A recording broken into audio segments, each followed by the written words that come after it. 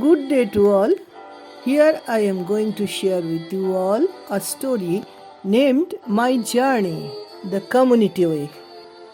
The journey started more than 50 years back from a busy cosmopolitan town of West Bengal. From there, I arrived at the land of red soil, far from the madding crowd, in search of the gateway to the kingdom of people. As my favorite poet Rabindranath Tagore said, সবচেয়ে দুর্গম যে মানুষ আপন অন্তরালে তার কোনো পরিমাপ নাই বাহিরের দেশে কালে সে অন্তর্ময় অন্তর মিশালে তবে তার অন্তরের পরিচয় That's why I took an U-turn from the elite department of physics of IIT Kharagpur in 1969 to enter the Bankura Sammilani Medical College. After emerging an MBBS doctor from there, under the mentorship of Professor Dr. Amol Kumar Mitra, I left for Regional Institute of Ophthalmology, Calcutta in 1979 to join as a house staff. There, I met Professor Dr. Indrashekhar Roy, the director of the institute, who took me to the world of people, to the world of community ophthalmology.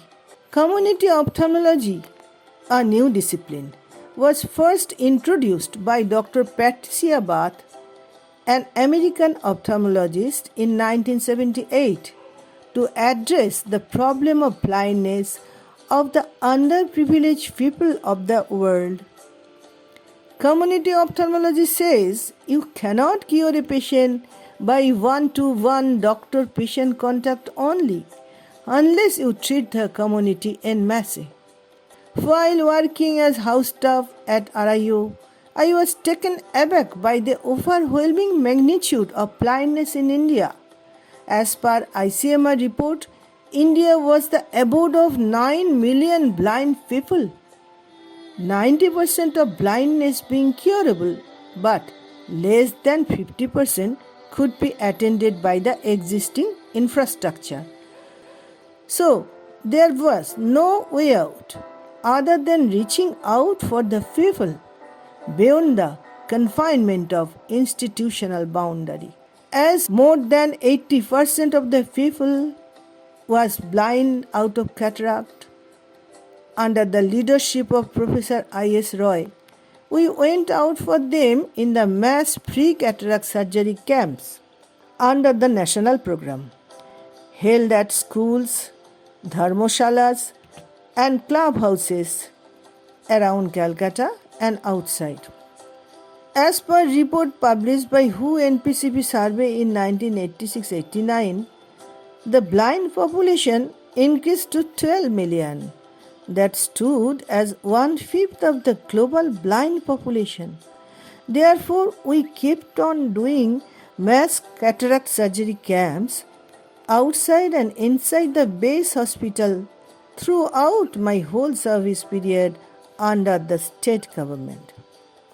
To address the other causes of blindness, including uncorrected refractive error as a major cause of impaired vision, we continued delivering services in regular comprehensive eye care camps in West Bengal and states like Assam, Arunachal Pradesh, Manipur, Mizoram, Jharkhand, Orissa, and Bihar, all throughout my service period under West Bengal government. For eradication of causes of vision impairment in children, especially uncorrected refractive error and amblyopia, I personally started visiting the schools for vision checkup of the students much before the advent of national program of school eye screening in West Bengal. It went through steps like training of the school teachers about the vision examination of the students, preliminary vision checkup by the teachers in their respective schools, followed by examination by the expert staffs from institution, including refraction and other examinations, prescribing power for refractive error, referral services if needed, and free distribution of spectacles to the students. We visited the city schools, the schools of the slums, schools at the remote places of the periphery, and the schools in the interior of villages. In this way, covering more than 60,000 school students and distributing approximately 3,000 spectacles to them. Corneal opacity, a major cause of blindness in children, arising mainly out of keratomalacia, needed to be replaced by a clear one. I received a WHO fellowship at the Dr. R.P. Center for Ophthalmic Sciences, AIMS, New Delhi, in keratoplasty and eye banking, and started performing keratoplasties at Regional Institute of Ophthalmology. Considering serious dearth of supply of donated eyes against the demand, I equally stressed on campaigning for eye donation pledge among the college students, hospital staffs, office staffs, and the public gathering. During my service in medical colleges as teacher, I came across many young people unnecessarily losing their one eye out of occupational injuries during lathing, stone grinding, metal cutting, hand looming, chemical mixing, and agricultural work just because of lack of due safety measures.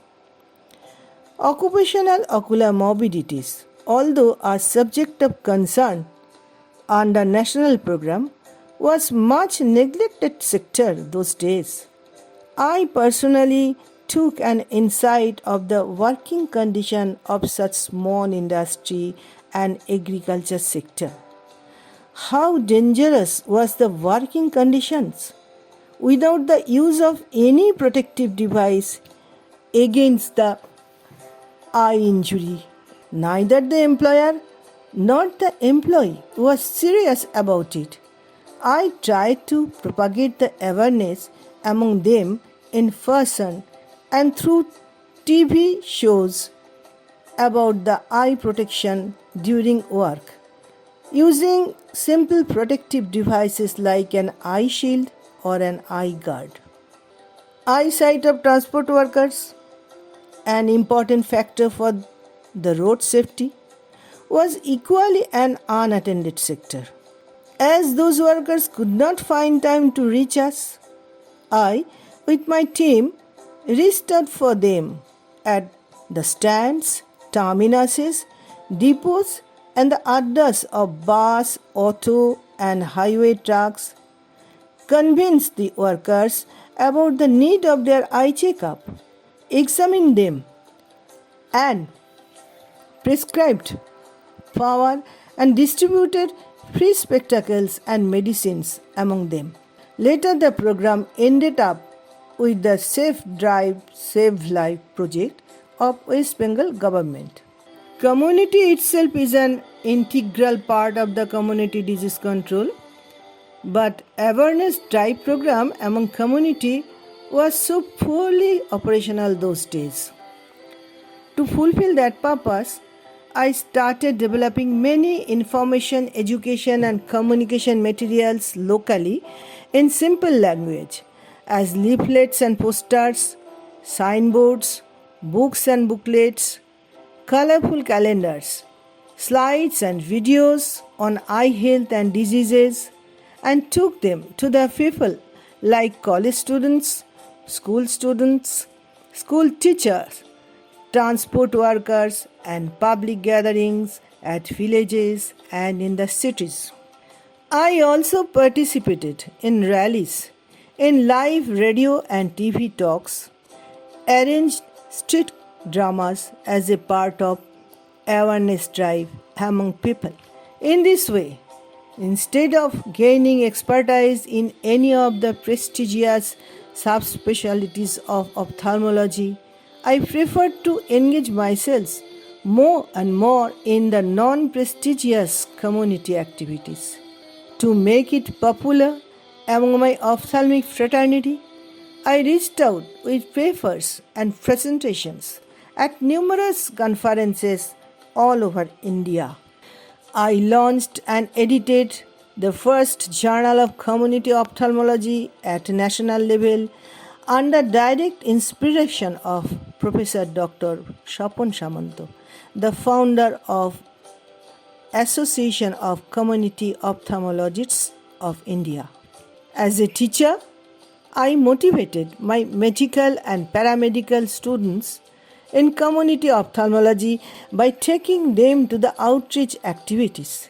I also authored a textbook on community ophthalmology for them, which was the first book of its kind in India as well as in the world.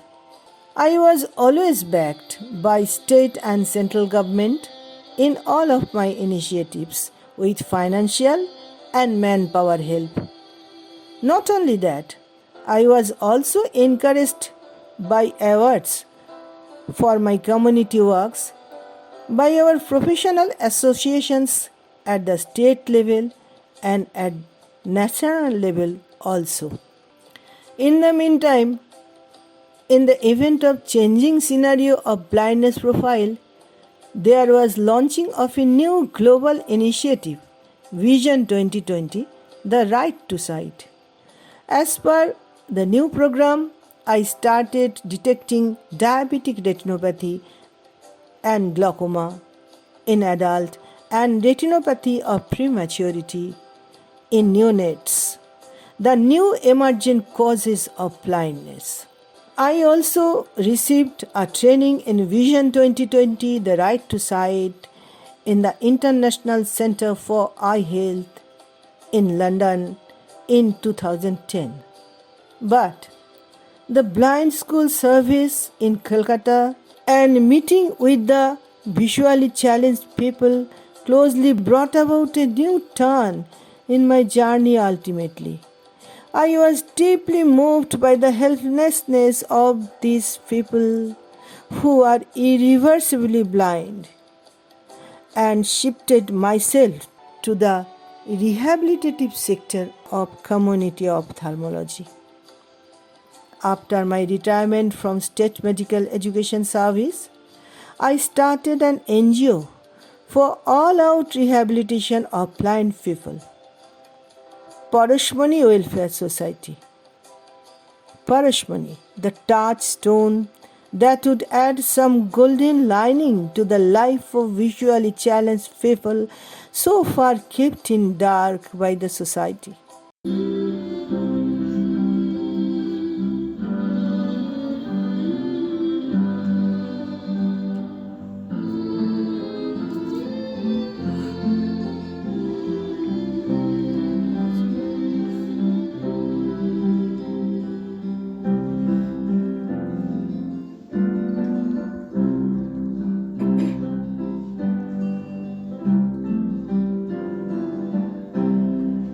আগুনে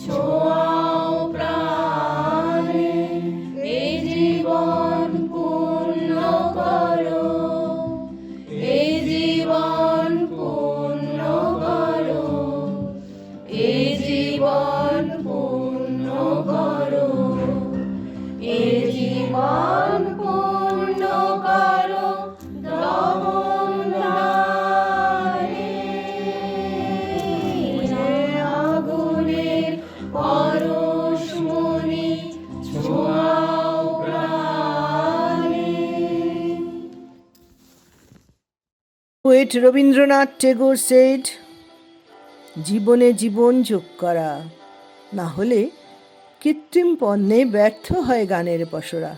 So, this is my humble attempt of adding life to life. Thank you for your patient hearing.